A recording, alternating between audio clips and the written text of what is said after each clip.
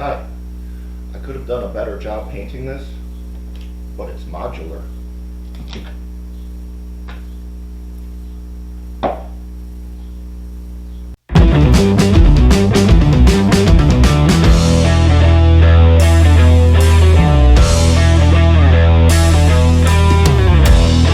There are no national governments anymore. There are no real nations anymore. Several hundred megacities scattered across the globe house around 98% of the world's 8 billion people. Some of these megacities are essentially city-states, hundreds of kilometers of sprawling, densely populated favelas radiating out from the gleaming sky-rises of the city centers, while other cities are much smaller in area, with as many people living in the shiny spires that reach into the clouds as live in the vast network of tunnels and passages below ground, spending their entire lives without ever coming to the surface.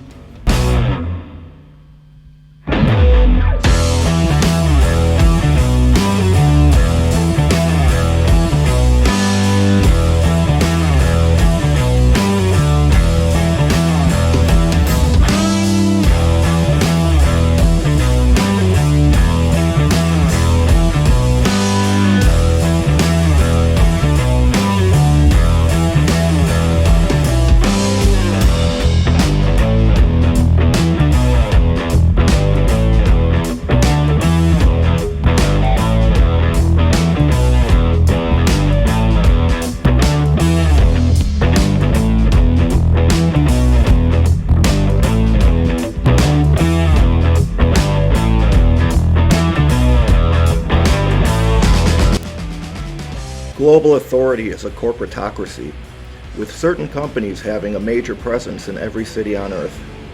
Most people are completely unaware of the incredible power and reach of these corporations, which control everything from the foods and drugs that are produced and sold, to entertainment, communications, and policing and security.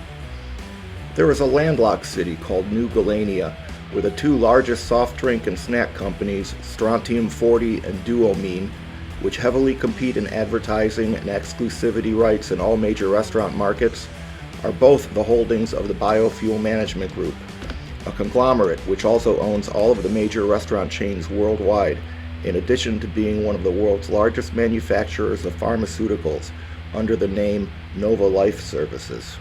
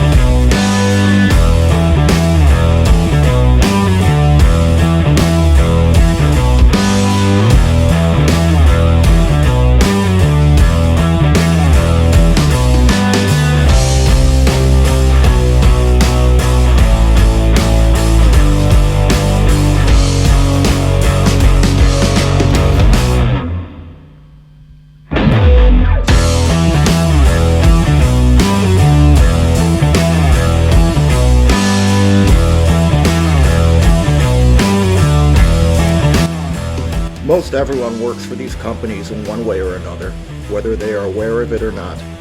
From the high-paid executive in the middle management drone to the addicted streetwalker and the dealer selling untested and officially unsanctioned narcotics, everyone is required on some level to kick back to the corporations through subscription services for virtually everything. There are subscription tiers for medical care, law enforcement, communications, entertainment, food services, and housing.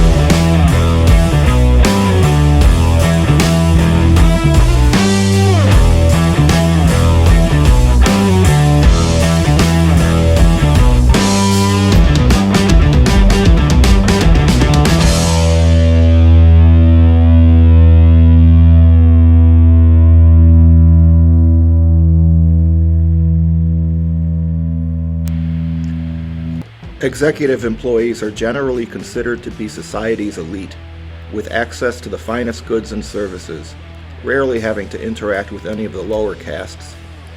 And while general office workers, usually referred to as assets by upper management, comprise the majority of the workforce.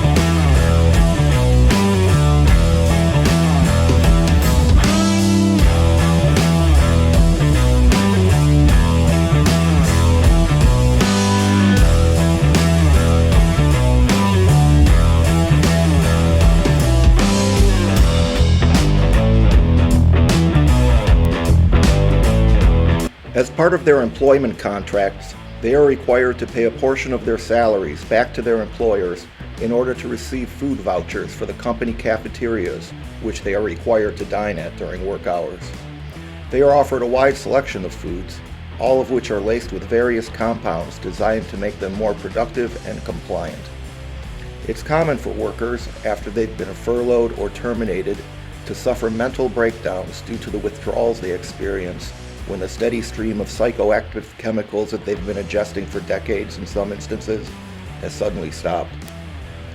In these circumstances, a corporate security detail is often assigned to the person until either the withdrawal effects naturally subside or the asset is deemed to be too far gone for recovery, in which case they are liquidated and the remains are remitted to either a genetics subsidiary or a supplementary nutritional processing facility as per their initial hiring agreements.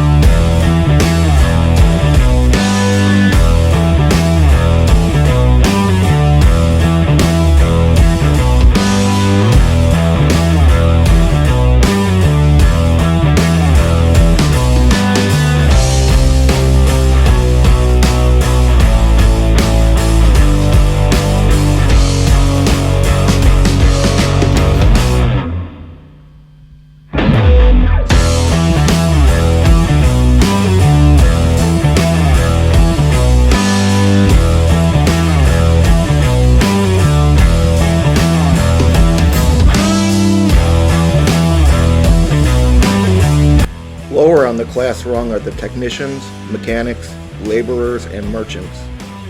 While they are generally shunned and derided by the wealthy elites, they have a certain freedom and autonomy that the other classes do not.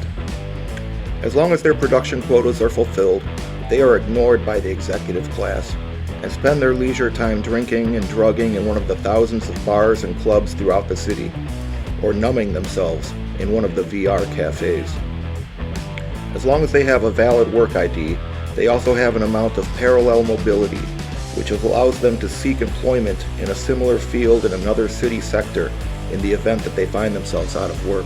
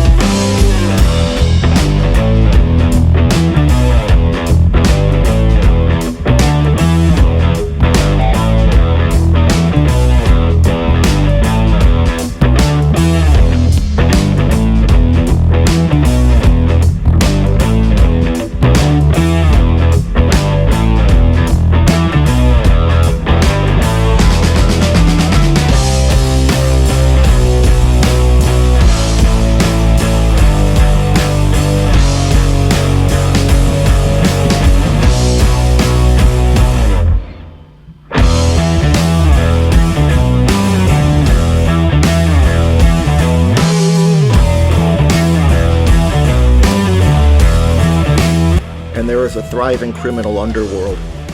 The gangs that specialize in extortion, murder for hire, kidnapping, and smuggling are commonly tight-knit groups with rigorous requirements for membership. These gangs are run by the bosses who, more often than not, are directly employed by the corporations in order to engage in activities that can easily be disavowed in the event that they are exposed to the public. These gangs are the only ones to have regular dealings with the Wastelanders, the people of the wastes who live outside of the cities, in small settlements and hamlets, or are nomadic scavengers and slavers, are commonly thought of as the ignorant, wild, filthy, disease-ridden holdovers of the primitive era, and are strictly forbidden from entering the city. But despite the brutally harsh environment of the Badlands, the lawlessness, and the savagery and the danger, it's profitable to venture into this wilderness. From scavenging old world tech from the ruins of military installations, to secret corporate research facilities hidden far beyond the boiling mud flats, or the black site prisons lying at the bases of radioactive craters, there is money to be made. And everyone likes money.